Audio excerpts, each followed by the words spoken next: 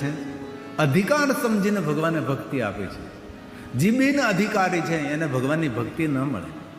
આપણે કોઈ પણ સારા કર્મો સત્કર્મો કર્યા છે, આપણું કોઈ પણ પુણ્યનો ઉદય થયો છે ત્યારે ભગવાનની ભક્તિ મળે છે. તેથી કહ્યું કે અધિકાર સમજીને, એ ભક્તિનો અધિકારી છે, અગર ભક્તિ ભવ પાર કરે છે.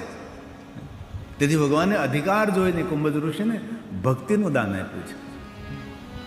અને જેટલા જેટલા ભગવાનના ભક્તો થયા છે તેને ભગવાન પાસેથી ભક્તિ માગે છે. આપણે તો કોઈ ભક્તિ માગતા જ નથી. ભક્તિ એટલે ભગવાનના ચરણોમાં અનુરાગ, બિનશરતી શરણાગતિ, ભગવાનના મહાદેવના ચરણોમાં સંપૂર્ણ સમર્પણ, અને ભક્તિ કહેવાય છે.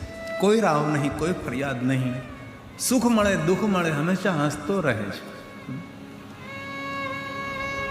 કોઈની સામે ન રડે ન રોદડા રોવે, ન આંસુ પાડે. બીજાને સામે જ્યારે આંસુ પાડતા હોય ને ત્યારે બહુ નાના દેખાય આપણે. ભગવાને સુંદર આપણે જીવન આપ્યું છે, શા માટે કોઈને આગળ નાના દેખાવું છે? તેથી બધાએ દૃઢ સંકલ્પ કરવાનો છે. દુઃખના ડુંગરા તૂટી પડે, ગમે એવડું મોટું દુઃખ હોય, હિમાલય પહાડ જેવડું દુઃખ હોય, અંત તો બરફનું પીગળી જશે, જતું રહેશે. થોડી ધીરજ રાખો, ધૈર્ય રાખો, ભજન વધારો, સ્મરણ વધારો, મૌન રહો, એકાંતમાં રહો, સહન શક્તિ કેળવો. તેથી કોઈ દુઃખમાં ડગમગવાનું નથી. અને જ્યારે દુઃખના દિવસો હોય ત્યારે કોઈની સામે આંસુ પાડવાના નથી. દુઃખની વાતો જેને તેને કહેવાની નથી. એ દુઃખ સહન ન થાય, ભગવાનની આગળ દીપ પ્રજ્વલિત કરીને, અથવા તમારા ગામમાં સુંદર શિવાલય હોય, મહાદેવને કહેવાનું, ભગવાન આજ ગંગાજલનો અભિષેક નહીં કરું, હું તને જલનો અભિષેક નહીં કરું, આજ હું તને મારા આંખના આંસુનો અભિષેક કરીશ. ભગવાન મારી અરજને સાંભળજો. અને ભગવાન મહાદેવ એક દેવ એવા છે, જીવનના દરેક દુઃખોમાંથી શંકરજી મુક્ત કરી શકે છે. કોઈ દુઃખ એવું નથી જે દુઃખમાંથી ભગવાન આપણને ન છોડાવી શકે. ઋષિમુનિઓને કંઈ દુઃખ પડે, મહાદેવની ચરણોમાં બેઠા રહે. દેવતાઓને કાંઈ તકલીફ થાય, દુઃખ પડે, મહાદેવની પાસે જાય. શિવજી દરેકના દુઃખોને દૂર કરનાર છે. અને દુઃખોની અવધિ બહુ લાંબી ન હોય, પણ જ્યારે દુઃખો પડે ત્યારે ભગવાનનું ખૂબ ભજન કરવું. જેની તેની પાસે, મારા જેવા પાસે નહીં જવું, દોરા ધાગામાં મોરની પીછી ફેરવવાની નહીં, એ બધું દૂર રહેવાનું છે. આપણે આ દુનિયામાં કોઈ પાસે એવો ચમત્કાર નથી ભાઈ કે ચમત્કારથી તમારા દુઃખને દૂર કરી શકે. કોઈ જગ્યાએ ભટકવાની જરૂર નથી, કોઈ જગ્યાએ ચમત્કારીઓ પાસે જવાની જરૂર નથી. આ પૂરું બ્રહ્માંડ એક ચમત્કાર છે. સૂર્ય ચમત્કાર છે, ચંદ્ર ચમત્કાર છે, આટલો મોટો સમંદર એ ચમત્કાર છે. સુંદર બીજ વાવો છો, અંકુરિત થાય છે, નાનકડો છોડ થાય છે, એમાંથી મોટું વૃક્ષ થાય છે, ફૂલ આવે છે, ફળ આવે છે, ફળમાં રસ આવે છે, આપણને જીવન આપે છે. આનાથી મોટો ચમત્કાર કેવો હોઈ શકે છે? તે કોઈ ચમત્કારીઓ પાસે જવું નહીં. ગામડે ગામડે તમારી રાહ જોઈને બેઠા હોય છે, તમારા મનમાં વહેમ કરી દેશે કે આમ છે ને તેમ છે ને, કાં સગા સંબંધીઓ પ્રત્યે કોઈ અણબનાવ કરી દેશે કે આ તમારા પાડોશી છે ને તેને તમારા ઉપર કંઈ કર્યું છે જાદુ. કોઈના ઉપર જાદુ કરવાથી કાંઈ થતું નથી ભાઈ. આપણા થોડા નબળા કર્મો હોય તો એનું ફળ ક્યારેક મળતું હોય તો આપણે શાંતિથી સહન કરી લેવું. બાકી કોઈ તમને સુખી ન કરી શકે, કોઈ તમને દુઃખી ન કરી શકે. સુખ અને દુઃખ આપણા કર્મોનું ફળ હોય છે. તેથી કોઈ દિવસ કોઈ ચમત્કારની દુનિયામાં જવું નહીં, ચમત્કારોમાં પડવું નહીં, તેવી હૃદયની પ્રાર્થના છે. હવે જો ચમત્કારીઓનું સાચું હોય આ દુનિયામાં, તો કોરોનામાં બધા ચમત્કારીઓ ક્યાં ગયા હતા? કોરોનામાં આપણી રક્ષા કોને કરી? ડૉક્ટરોએ કરી. વેક્સિનની શોધ કરી, મહિનાઓ સુધી પ્રયોગ કર્યા, ત્યારે વેક્સિનની શોધ થઈ અને આપણને સૌને જીવતા રાખ્યા. ભગવાનનો આભાર તો માનો કે એટલો મોટો કોરોના કાળ ગયો અને આપણે હજી જીવતા છીએ. આપણે નજર સામે લોકો કેટલા જતા રહ્યા, મોટા મોટા ધુરંધરો બધા જતા રહ્યા. આપણને ભગવાને જીવતા રાખ્યા. શા માટે જીવતા રાખ્યા? કલવાડામાં કથા સાંભળવા માટે, હે ને, ભગવાનનું ભજન કરવા માટે. ભગવાન જીવન આપજે. બહુ સમય પહેલાં હું એક દ્રષ્ટાંત આપતો, ઘણા વર્ષોથી મેં નથી આપ્યું. એક દાદા બીમાર પડ્યા, ભગવાનના ભક્ત તો ખરા જ, તો છોકરાઓ બહુ ડાયા, એટલે સેવાભાવી છોકરાઓ બધાએ. તો જેટલા ડૉક્ટરો હતા તેની પાસે લઈ ગયા. પછી તો કોઈ સારું ન થાય એટલે પછી મોટા દવાખાને લઈ ગયા અને કહ્યું કે આ દાદાને અસાધ્ય રોગ છે, આની કોઈ દવા નથી, પણ તમે મહિને 2 મહિને આવે દવા મારી પર લઈ જશો, આ શરૂ રાખજો, ત્યાં સુધી એમને સારું રહેશે. એટલે આ રોગ સારો તો નહીં થાય, પણ આ દવાથી એમને રાહત રહેશે રોજ માટે એમ. પણ નિયમિત આ દવા લેજો તમે. એટલે ગામડાના મણા બેચારા મોટા શહેરમાં વારંવાર કેમ જાય? તે દવા લાવે, ક્યારેક દવા લાવવાનું ચૂકી જાય, ક્યારેક ભૂલી જાય, લાંબા સમય સુધી દવા ન લે, અને ઘણો સમય ગયો, ઘણો સમય થયો, દવા છોડી દીધી. કારણ કે કોણ મોટા શહેરમાં જાય, કોણ દવા લાગે, પહોંચે નહીં દવા. ફરી પાછા બીમાર પડ્યા, એટલે ફરી એ ડૉક્ટર પાસે લઈ ગયા. એ ડૉક્ટર કહે કે આ હજી જીવે છે, આ દર્દી તો દવા વગર મરી જવો જોઈએ. આ દવા બંધ કરો એટલે એનું 1 મહિનામાં મૃત્યુ હોય. ને તમે કેટલા સમયથી? તો કે 5 વર્ષ જેવું થઈ ગયું, દવા નથી લીધી દાદા. હજી આ દાદા છે. ડૉક્ટરને એમ થયું આ તો સંશોધન કરવા જેવો કેસ કહેવાય, આ જીવે કઈ રીતે? છોકરાઓને પૂછ્યું કે દાદા બીજી કોઈ ઔષધિ, કોઈ દવા એના બદલામાં કોઈ લેતા? તો છોકરાઓ કંઈ નહીં, અમને કંઈ ખબર નથી, દવા તો કંઈ દાદા લેતા હતા. અમારી બાને પૂછો, કદાચ બાને, અમારી માને ખબર હોય કે અમારા બાપા કંઈ દવા લેતા હોય. તો ડૉક્ટરે બાને બોલાવ્યા, ગરડા બાને, કે આ દાદા કાંઈ બીજી કોઈ દવા, નિયમિત દવા લેતા? ના સાહેબ, તમે 5 વર્ષ પહેલાં દવા આપી હતી ને એ પછી અહીં કોણ મોટા શહેરમાં વારંવાર લેવા આવે, દવા પહોંચે ન પહોંચે, શું ખબર? આમનામ 5 વર્ષ નીકળી જાય કે દવા કંઈ લીધી નથી. ડૉક્ટરને થયું કે આ દર્દી 5 વર્ષ દવા વગર કેવી રીતે જીવી શકે? તો તમે આ દાદા વિશે કાંઈ જાણો છો? આ ડૉક્ટર સાહેબ સવારથી સાંજ સુધી, સાંજથી સવાર સુધી હું દાદાની સાથે જ રહું છું. એક વસ્તુ હું જાણું છું કે રાત્રે સૂઈ જાય, સવારમાં વહેલા ઊભા થઈ જાય, ધીરે ધીરે પોતાનું કામ કરે અને સ્નાન કરી પવિત્ર બની ભગવાનને દીપ પ્રજ્વલિત કરે અને ભગવાનને ખૂબ પ્રાર્થના કરે, ભગવાનને ખૂબ પ્રાર્થના કરે.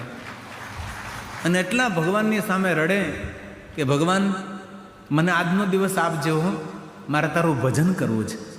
મને આજનો દિવસ આપજે હો, મારે તારું ભજન કરવું છે. વળી આખો દિવસ જતો રહે, સાંજે પાછા સંધ્યા સમયે હાથ મોઢું ધોઈ ભગવાનને દીપ પ્રજ્વલિત કરે અને ભગવાનની સામે હાથ જોડીને કહે ભગવાન મને જીવતો રાખજે હો, મારે હજી તારું કાલ તારું ભજન કરવાનું છે. હજી પ્રાર્થના કરતાં કરતાં આ દાદાએ 5 વર્ષ કાઢી નાખ્યા છે. તેથી ક્યારેય પણ જીવનમાં અસાધ્ય કોઈ રોગ થાય ડરવાનું નથી, ભય પામવાનું નથી, કોઈ ચમત્કારીઓ પાસે જવાનું નથી. જીવનમાં મોટો ચમત્કાર છે પ્રભુની કરેલી પ્રાર્થના, એનાથી મોટો કોઈ ચમત્કાર નથી.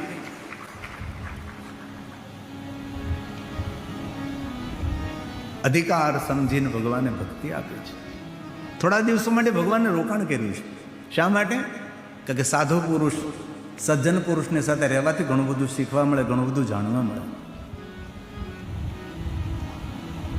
થોડા દિવસો માટે ભગવાન શિવ ત્યાં રોકાણા છે. કહત સુનત, કહત સુનત રઘુપતિ ગુણ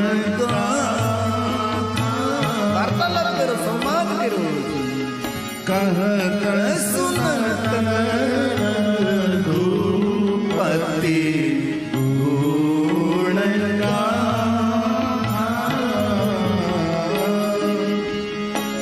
કछु દિન રહે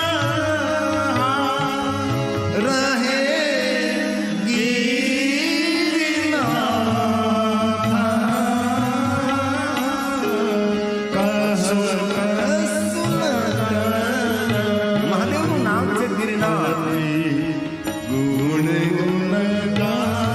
કચ્છો દિન કહા રહે ગિરિનાથ.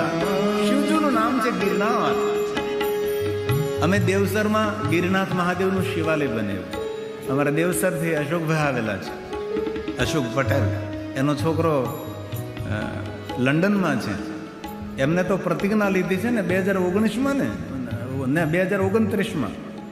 એ માણસ અત્યારથી ધીમે ધીમે પૈસા ભેગા કરે છે. બાપુ 29 તો 2030માં ભવ્યાતીત ભવ્ય અમારે દેવસરમાં મહાદેવની કથાનું આયોજન કરું છું. મને લંડનમાં મળ્યો હતો, તમને યાદ કર્યા હતા.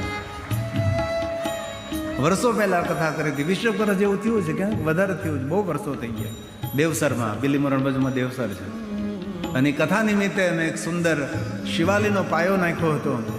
અને દેવસરમાં ગિરિનાથ મહાદેવનું શિવાલય છે. ગિરિનાથ મહાદેવ પહેલું શિવાલય ગિરિનાથ મહાદેવમાં વંકાલમાં બનેલું. પહેલું યોગદાન હું શરૂ કરું અને પછી ધીમે ધીમે સૌ બધું આપે. અને ત્યારે એટલી બધી મોંઘાઈ નહીં હતી.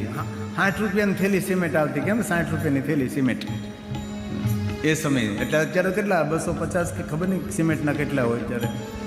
એ સમયે ₹60 હતા. કોન્ટ્રાક્ટરોને ખબર હોય શું ભાવ છે, આપણને ત્યાં ખબર ન હોય. હે કેટલા 325? આટલા બધા હોય, ઓછા રાખો. એક થેલી સિમેન્ટના 325. નાના માણસો કેમ ઘર બનાવી શકે? અને પછી જસપુરમાં કથા અમે કરેલી. ત્યાં પણ અમે પ્રારંભ કર્યો કે તમારા ગામમાં શિવાલય છે કે નથી. જે ગામમાં હું કથા કરવા જતો ને એ ગામમાં શિવાલય ન હોય તો મારાથી હું શરૂઆત કરતો અને ગામના સૌને ભેગા કરી અને એ ગામમાં શિવાલય નિર્માણ કરીને અમે આવતા હતા. જસપુરમાં પણ ગિરનાથ મહાદેવનું શિવાલય છે. આપણું જસપર જ ને, બરાબર છે ને, ગિરનાથ મહાદેવ એટલે શિવજીનું નામ છે. આ રામચરિત માનસની ચોપાઈ છે. કछु દીનતા રહે ગીરનાથ,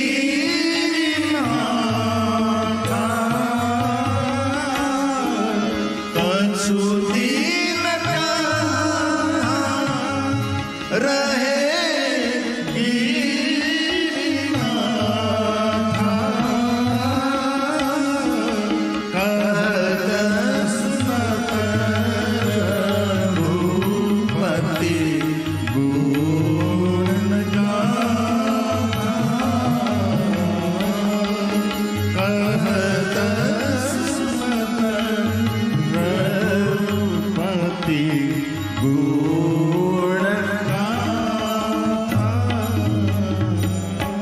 કોઈને પણ મળો, સારી વાત સંભળાવો. ભલે આપણે કોઈને બીજું કોઈ દાન સેવા ન કરી શકીએ, પણ આપણા જીવન માર્ગમાં જે મળે તેને સરસ સરસ મજાની વાતો સંભળાવો. એનું મન પ્રફુલ્લિત આહલાદિત થઈ જાય. તેને આશ્વાસન આપો, તેને હિંમત આપો જીવવાની. કોઈ દિવસ કોઈની એવી વાત નહીં કરવી કે તેનું ચિત્ત મન ડામાડોળ થઈ જાય. એ માણસ વાત સાંભળીને ડિસ્ટર્બ થાય, ભયભીત થઈ જાય. નહીં, એવી મધુર વાત કરો. અધરમ મધુરમ, તમારા મુખમાંથી મધુર પ્રગટ થવું છે, મધ પ્રગટ થવું એવી.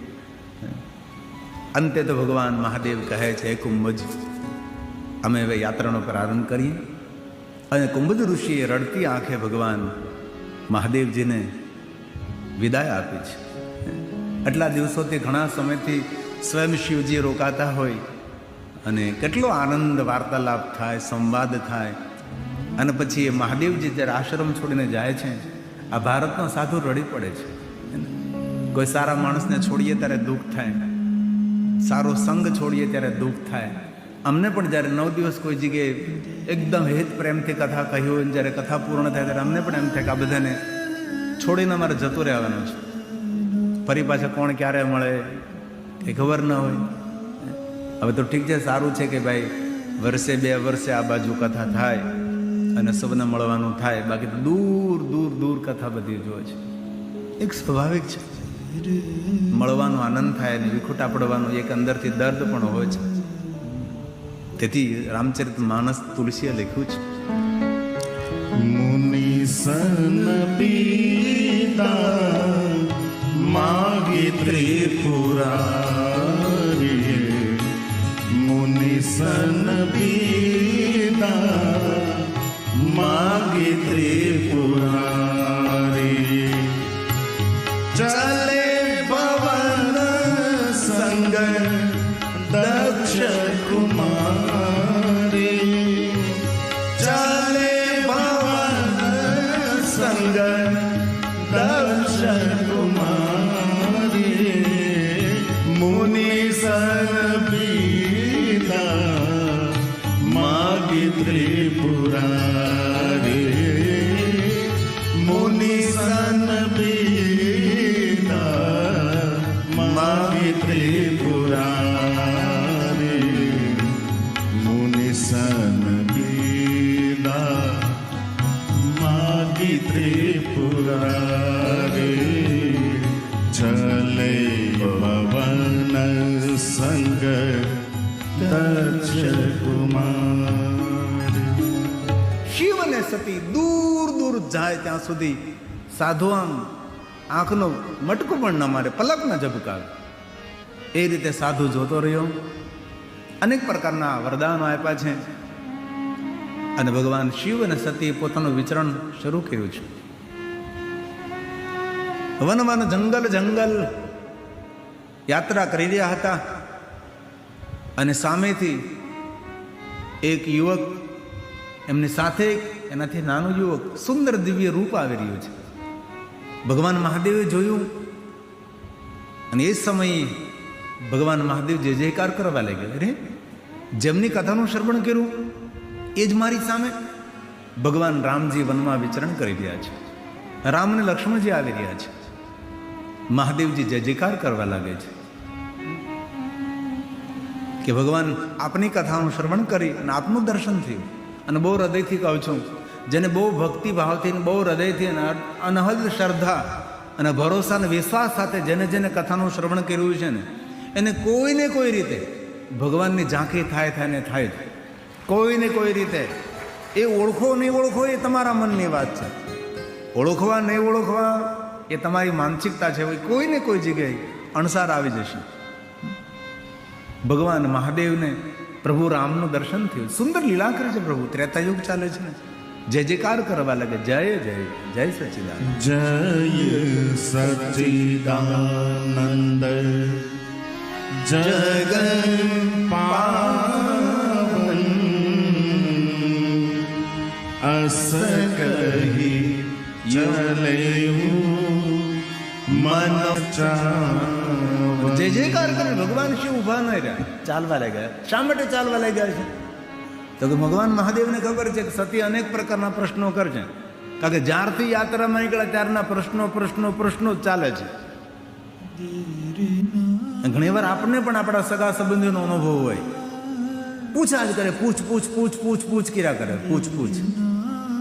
અને બહુ કોઈને બહુ પૂછ નહીં કરવાનું. જોયા કરવાનું, જાણ્યા કરવાનું, સાંભળ્યા કરવાનું. આ તો એટલું પૂછે. બાપુ હું ખાતા જ છે, તારે શું કામ છે? તું ખાઈ, બાપુ ખાય. એટલું બધું જાણવાનું આમ રસ પડે. ગિરી બાપુ કહે તે સાંભળો ને સમજો. એ શું ખાય છે, શું કરે છે, શું આપણે લેવા દેવા? આપણે તો ભગવાનની કથાનું શ્રવણ કરવાનું છે.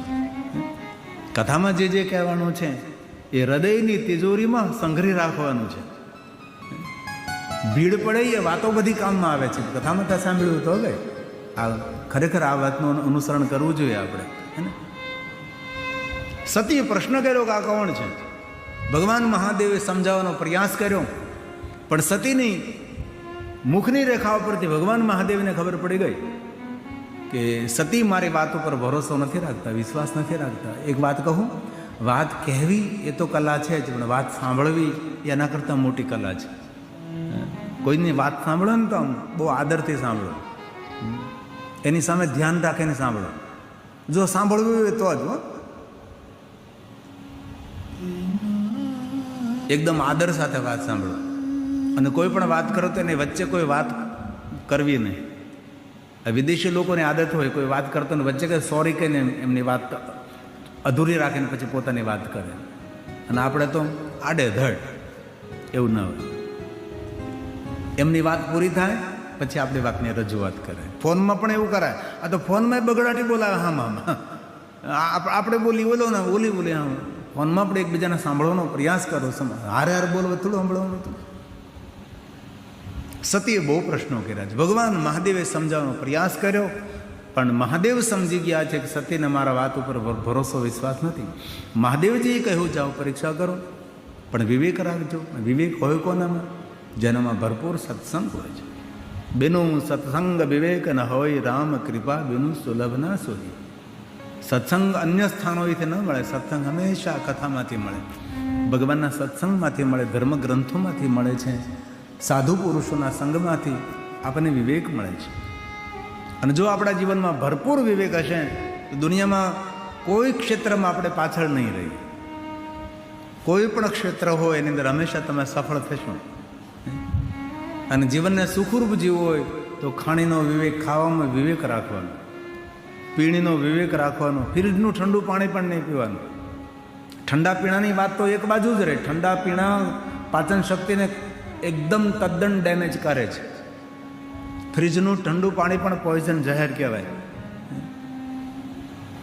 તેથી ખૂબ સાવધાની રાખવી. આપણે ડીઝલની ગાડીમાં પેટ્રોલ નથી નાખતા અને પેટ્રોલની ગાડીમાં ડીઝલ નથી નાખતા તો પણ ગાડી ચાલતી નથી. તો આ ગાડી કોઈને કોઈ રીતે ચલાવવાની છે તો આપણે વિવેક તો રાખવો પડે ને ખાવામાં. જે તે સમયે નહીં ખાવાનું. આપના આરોગ્યનું આપ ધ્યાન રાખો, કારણ કે વર્તમાનમાં આરોગ્ય સૌનું બગડેલું છે. કોઈને કોઈ રીતે કોઈ પીડિત છે.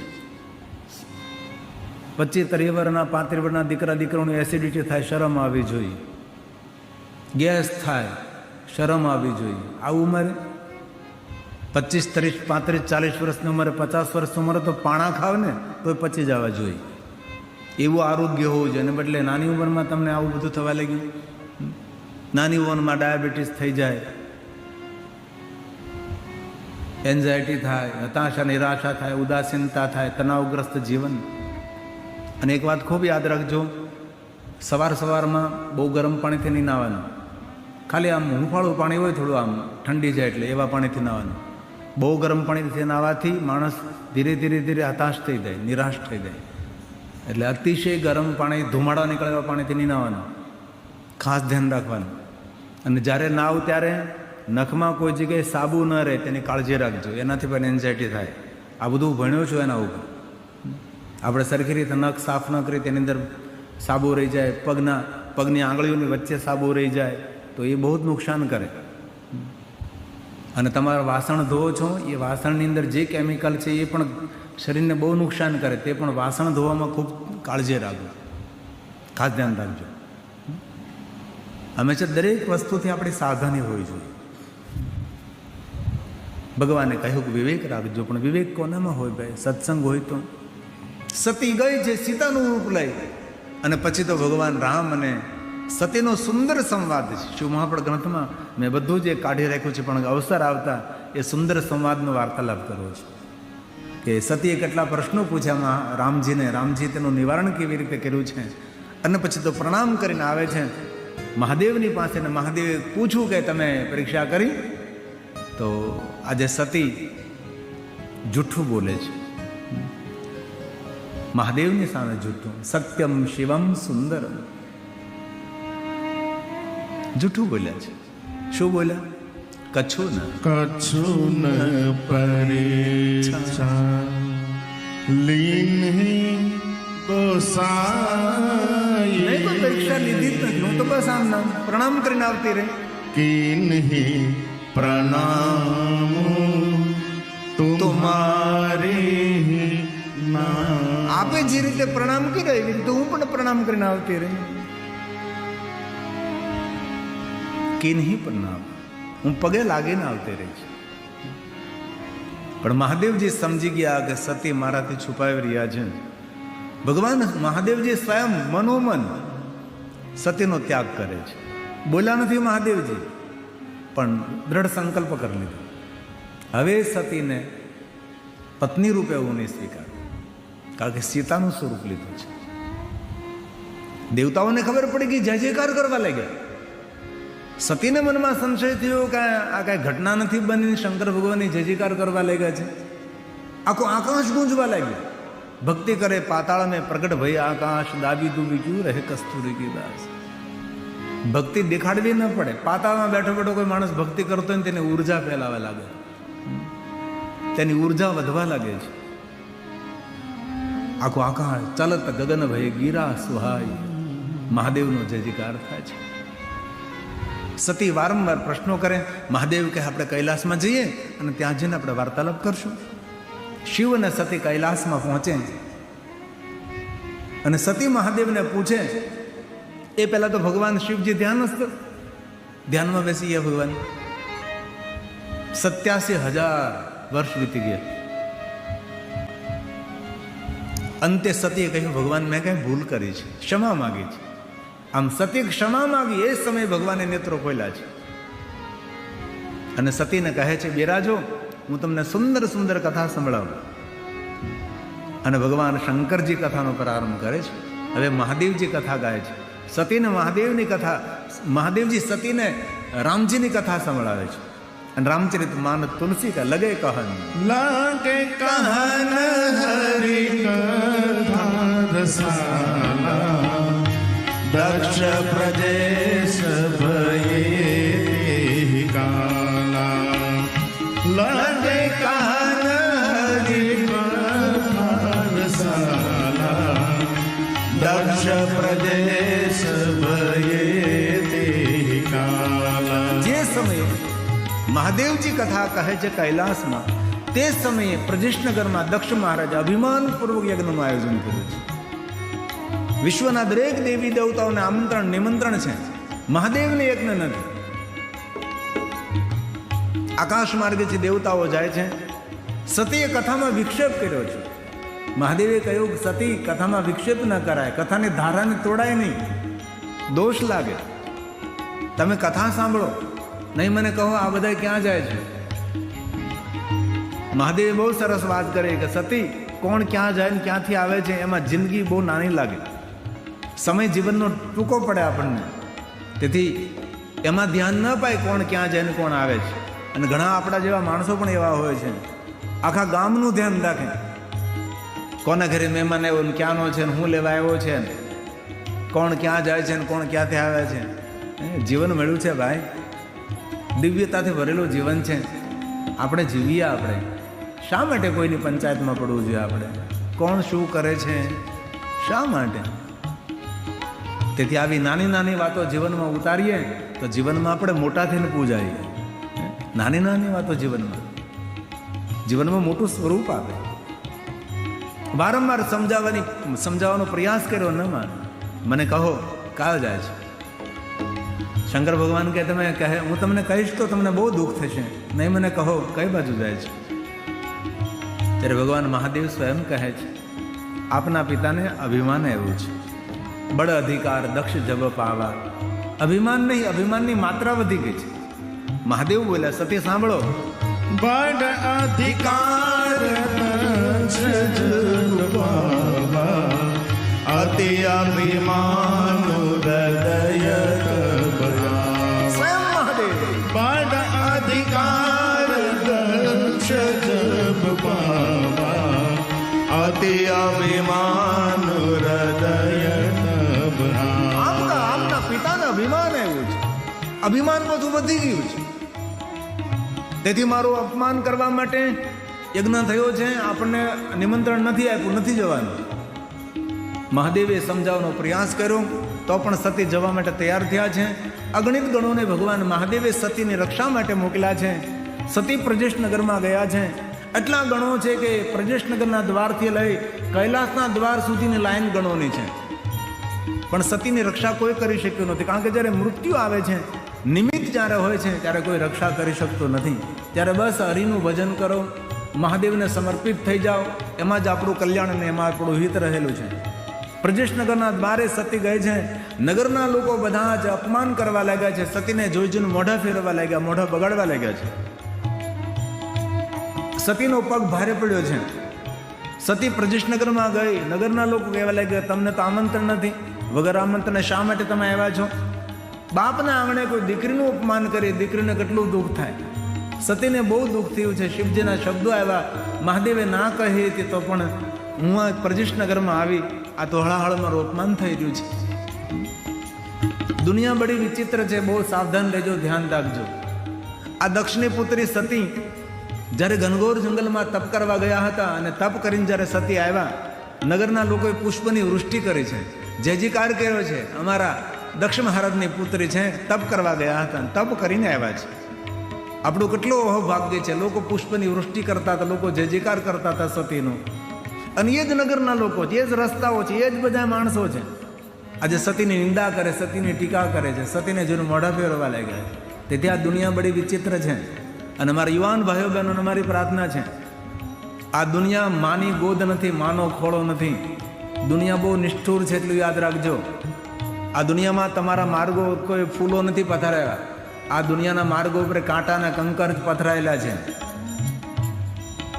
કાંટાથી ભરેલું છોડ છે, એની અંદર ગુલાબની જેમ તમારે ખીલવાનું છે, અને ખીલતા ખીલતા તમારે સુગંધ ફેલાવવાની છે.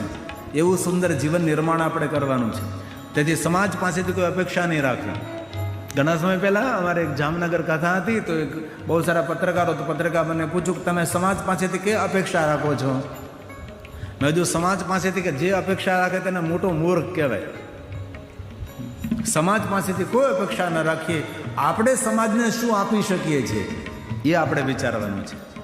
સમાજ આપણને શું આપે? સમાજ કંઈ આપે જ નહીં. નિંદા આપે, તિરસ્કાર આપે, હું શું આપે? તેથી મારા યુવાન ભાઈઓ બહેનોને ખૂબ મારી પ્રાર્થના, ઘણો લાંબો પંથ છે, ઘણો રસ્તો કાપવાનો છે, ધીરે ધીરે તે પહાડ ચડવાનો છે. એક એક પગથિયું ચડજો.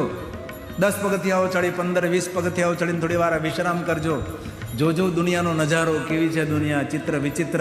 મળેલા અનુભવોને વાગોળજો, અનુભવને વાંચો. પછી ધીમે ધીમે ધીમે એક દિવસમાં કોઈ પહાડ ચડી શકતો નથી. આ દુનિયામાં કોઈ પણ ટોપ ઉપર જે પહોંચ્યો છે, એક દિવસ મનથી પહોંચ્યો, એને ખૂબ મહેનત કરી છે. સારા મોડા દિવસો જોયા છે, સૂર્ય ઉગતો જોયો, સૂર્ય આથમતો જોયો છે, માન જોયું છે, અપમાન જોયું છે, તિરસ્કાર જોયો છે. ત્યારે એ માણસો ધીમે ધીમે ધીમે હિંમત ના હારે અને આગળ વધે, આગળ વધે, આગળ વધે. આપણે જયેશભાઈનું આ કાર્ય બહુ ઉજળું લાગે આપણને. અને ઘણા માણસો એવું બોલતા પહ્યાવાળાઓ એ કરે, પહ્યાવાળા એ કરે. પહ્યાવાળા આમ ન થવાય ભાઈ, એમને પૂછો ક્યારેક કેવી રીતે થવાય. આ બધું ભેગું ક્યારે થાય ખબર? માણસ તૂટી જાય ને ત્યારે બધું ભેગું થાય. કામ કરી કરીને તૂટી જાય માણસ, કટકા થઈ જાય, ત્યારે બધું ભેગું થાય. આમ ન થઈ શકે. અને આવું ભવ્ય કાર્ય કરવું એ હૃદયની ઉદારતા જોઈએ. જેનું હૃદય મોટું હોય એ આ મોટા મોટા કામો કરી શકે છે. બાકી આંગણે સત્યનારાયણની કથાય ન કરી શકે. તે સમાજ હિત માટે આ કામ કર્યું છે. આમાંથી કોઈનું જીવન નિર્માણ થાય. આથી 10, 15, 20 વર્ષ પછી કહેવા આવે જયેશભાઈને કે આપણે જેથી કથા સાંભળે છે, જીવન બદલી નાખ્યું, જીવન પરિવર્તન થયું, જીવનમાં કંઈ નવું કર્યું છે, નવું દેખાય છે, નવી પ્રેરણાઓ મળે છે.